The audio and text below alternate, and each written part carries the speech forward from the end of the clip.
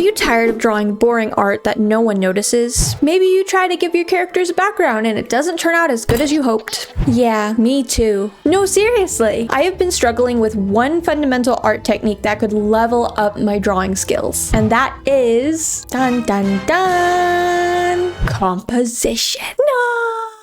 And I promise it's not as hard as it looks. In this video, I'll be going over the most common composition types, how to use them, and how they can truly level up your art. This art fundamental is crucial for every artist, but I'm making this video specifically for beginner and intermediate artists. If you consider yourself an advanced artist, I'm sure you'll find some useful tips here too. Composition is especially useful when you're drawing a fully rendered illustration, not so much with portraits or character design sheets, though composition is still useful there, just not as much. I'm talking about a character in a setting. Background, foreground, all the grounds. But why learn composition at all? It's important to know, and I'm especially talking to myself here, that all fundamentals of art, including the scary ones, and regularly practicing them is the easiest way to get good scrub. That includes the ones like perspective and composition. You know, the scary ones. I'm not the only one who thinks those are scary, right? I think they're scary. I want to preface this video by saying I am still learning this whole composition thing. Like most of my tutorials, I'm learning with you. If I have a video out, it's because I also need to learn the thing. Please, please, please cross-reference my videos with other amazing art content creators out there and share your own tips on composition in the comments below.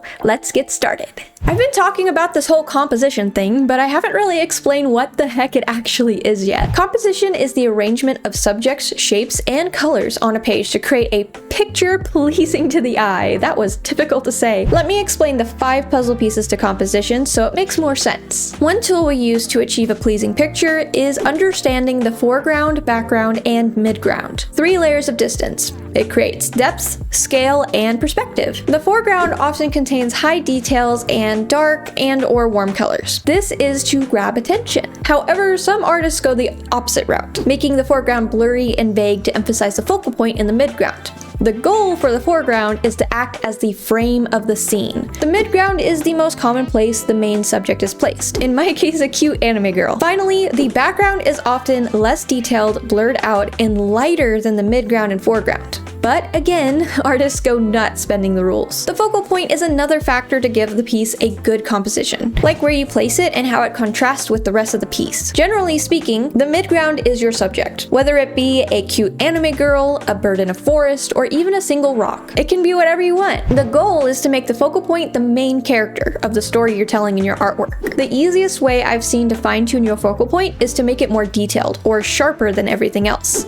Another technique, something I've been playing around with, is contrast and saturation. If you make the focal point have higher contrast and more saturation than the rest of the piece, the eye will automatically snap right to it. Speaking of, the main goal of composition is guiding the eye of the viewer in a way that you want your piece to be looked at. And there's a lot of ways to do it. The easiest and most common way to go about it is guiding lines. It's a super easy one if you like line art as well. You can use lines like roads, rivers, staff, the way your character's eyes are looking to guide the way to the viewer. It doesn't have to be a physical line, it could be a vague gesture, if you will. One weird trick of composition is using odd numbers. I don't know why, but I've seen this pretty often. Oftentimes using 1, 3, or 5 items on a piece, like 5 petals on a flower, 1 subject, or 3 items in the background, looks better. I don't know why, but it's worth a try. If this is overwhelming for you, don't worry. You don't have to do all of this by yourself. We have countless of other artists over the course of centuries that did all of the work for us. And this is where we dive into composition types, or at the least most common ones, and how to use them.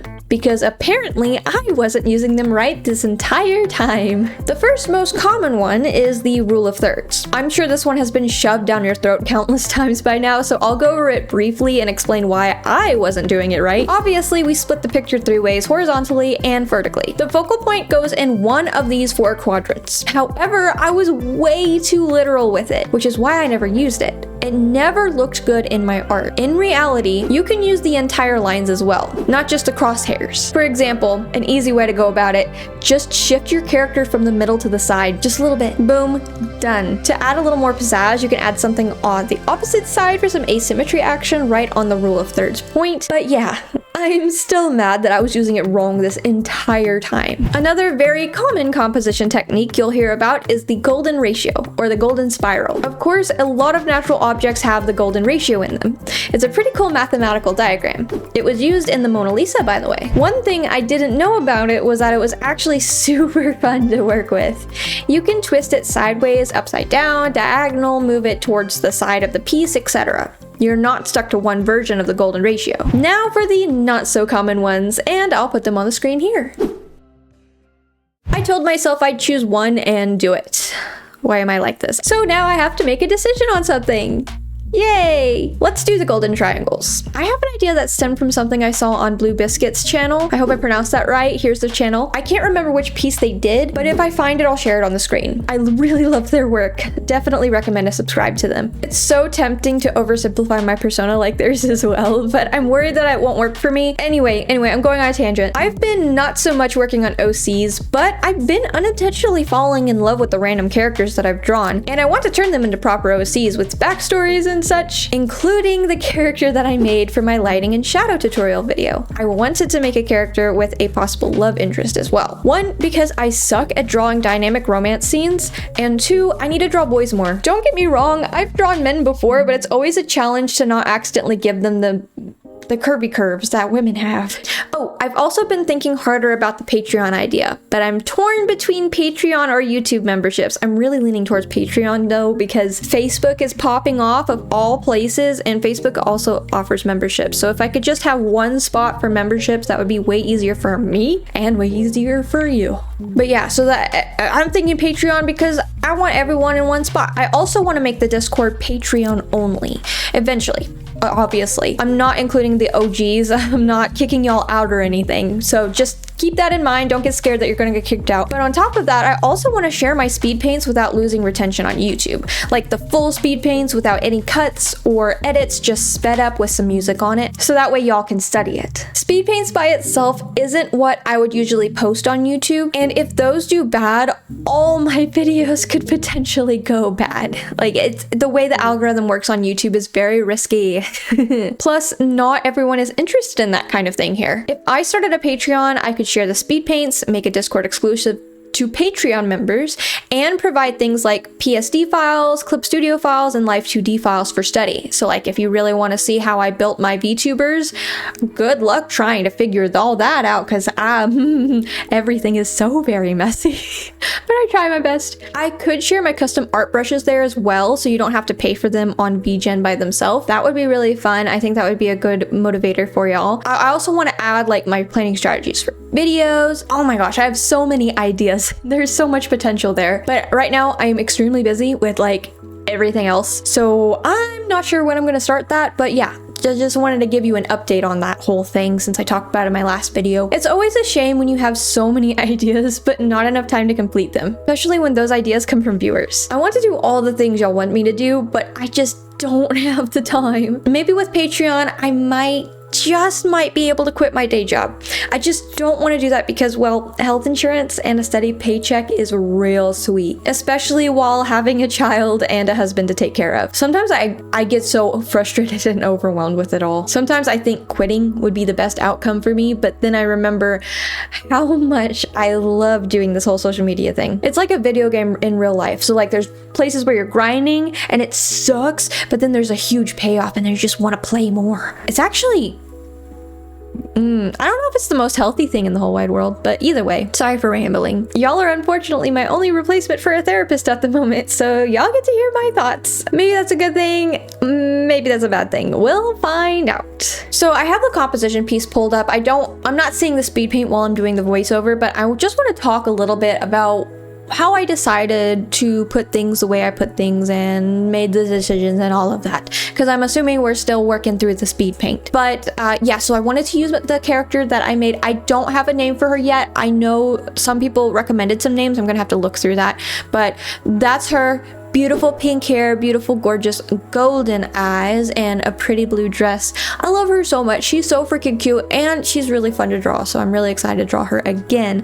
But her idea the idea that I had for her was that she's a really big tomboy, like tomboy energy.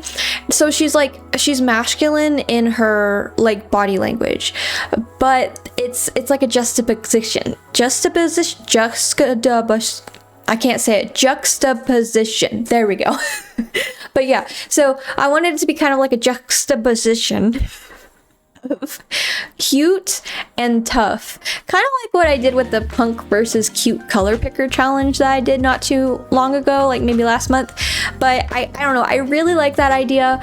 It just kind of stemmed from a bunch of random things I saw on Pinterest that I use. I usually use Pinterest for inspiration when it comes to finding outfits because I'm really bad at making my own outfits. Same with poses. But yeah, so that's the idea with her. And I did not put any thought into the love interest before I drew them. So I was like, well, what if I make a cute little dark elf? You know, that might have fallen in love with this little human, but maybe it's a forbidden romance because dark elves and humans can't coexist or can't intermingle or marry each other. I don't know. Maybe it's a race type of thing and then the culture of the world, and they're just, you know, beating the odds and going against the grain. I honestly don't know. So if any of y'all wonderful storytellers and writers want to give me some ideas, that would be wonderful in the comments below. But yeah, I really like the composition of darker skin tone with really light hair. It's something that I do a lot with my characters in video games. I'll give them really dark skin with really light hair and like really light eyes. I just love the contrast of it. It's so beautiful to me. As y'all notice, like maybe with my older drawings with the darker skin tone, I like to give them white freckles as well. It's just so cute, especially if it's like sparkles. I don't know, sparkles look so good on darker skin tones. But yeah, so that's what I decided to make because honestly, I just like drawing that color combination and drawing elves, and yeah, I need to practice on a male. That was literally the only reason I drew this. Because I need to practice men. I'm really bad at drawing men. It's just because I'm scared of it.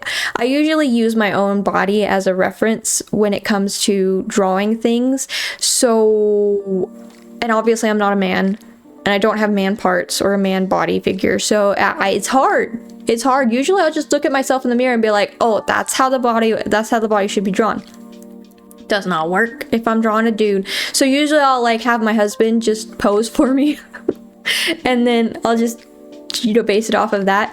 But for his face, as you can see in the speed paint, I don't know if I've already passed it or not, but I struggled a lot with the face and there was just a lot of tweaks and moving around bits here and there.